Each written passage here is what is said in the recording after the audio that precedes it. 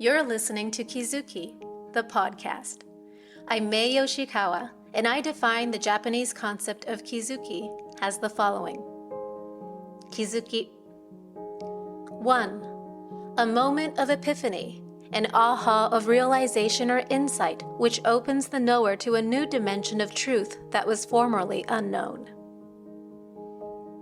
2.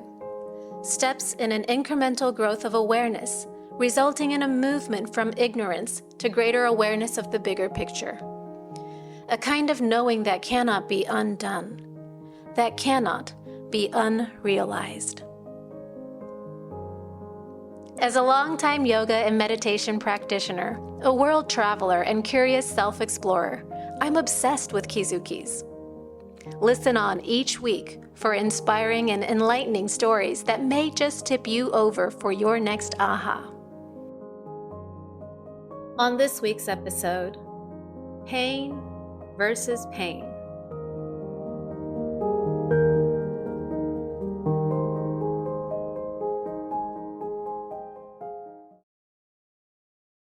Some realizations come like a thief in the night, and this one felt like it was right before me, right under my nose this entire time, except I didn't. I couldn't see it until now. This episode is about one of those kizukis, not the kind that makes the news, but the kind that reshapes your inner landscape forever.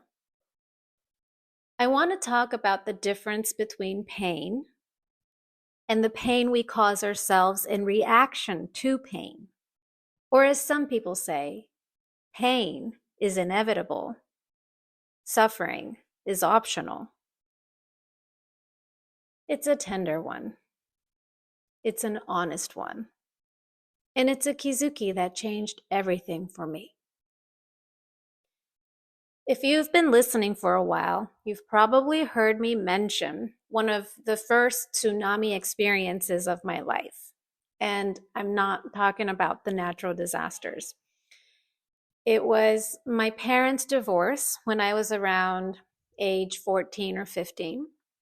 They had been together for over 25 years, and I never once doubted the foundation of her family.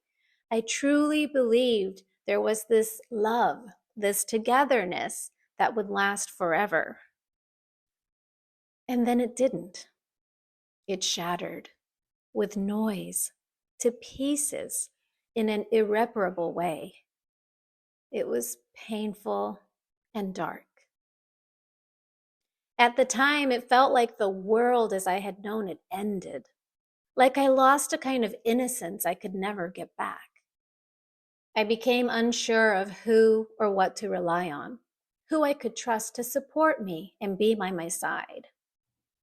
My parents were busy, deep in their own emotional mess. I was not seen. And for decades, I thought that the pain of that experience was the pain. I thought that it was my core wound. But here's the kizuki that hit me recently. It actually wasn't the divorce that hurt me the most. It was the story, the narrative that I created and kept repeating because of it. The silent self-blame I carried. Because somewhere deep down, I, in my youth, had concluded that if I had been worthy, if I had been lovable, this wouldn't have happened. It shouldn't have happened. I wouldn't have been abandoned.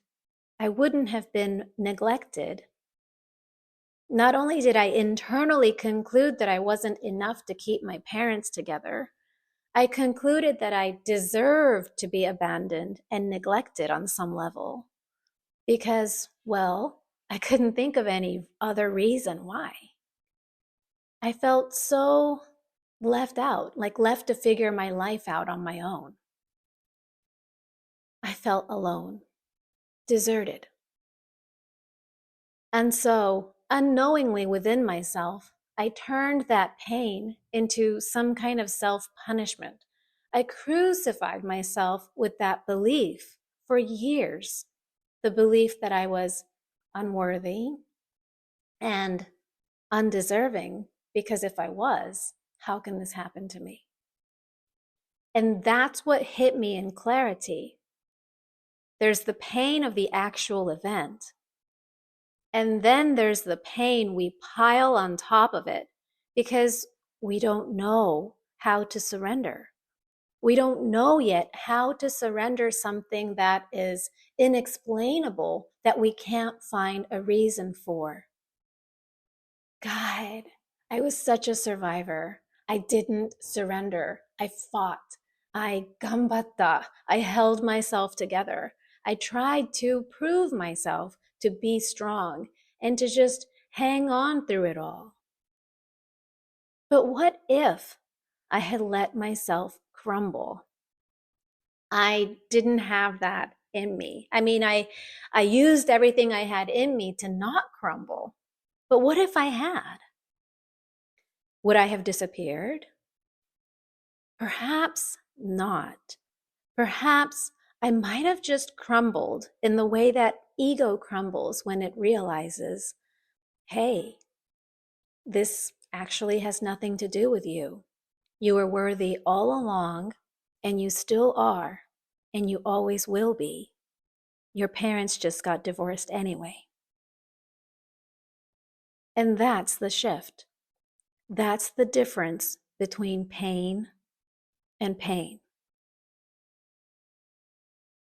So, with all that to heart, recently I had to sit with myself and say, I'm so sorry, Mae. I'm sorry for how hard I've been on you, for the years I lived as though you had been abandoned because you weren't enough, for believing the wound was permanent instead of seeing the story it left behind. And of course, with that came relief, deep relief. The kind of relief that only comes when you stop gripping the story and just let it be, let it melt away.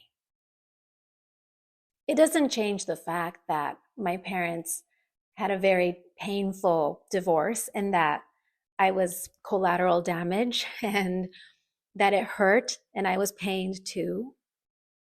Aha. But the self-blame in me ended. I didn't need to make some part of that my fault anymore. And without that layer, the first pain, like the pain of the actual event of the divorce, that just feels human and temporary, not as heavy, and definitely not as repetitive. Like it's just part of the path. Like the famous saying, pain is inevitable, right? We're all living the human condition. And you know what? If we can come to acceptance of that, like accepting those types of pain, the first type of pain, maybe we begin to open ourselves to the possibility that it's just part of the path, and perhaps it could even be a stepping stone to something new, something next. So, if you're someone who's carrying something that happened to you, I want you to pause and ask, is there another layer of pain here? Is it possible that it's not what happened, but what I believed about myself because of it? Sometimes healing doesn't mean going back and fixing the original pain. Sometimes it's just releasing the second layer we didn't even know we were holding all along. That was my kizuki this time. And oh my God, it hit me hard. Maybe, just maybe, you'll make it yours too.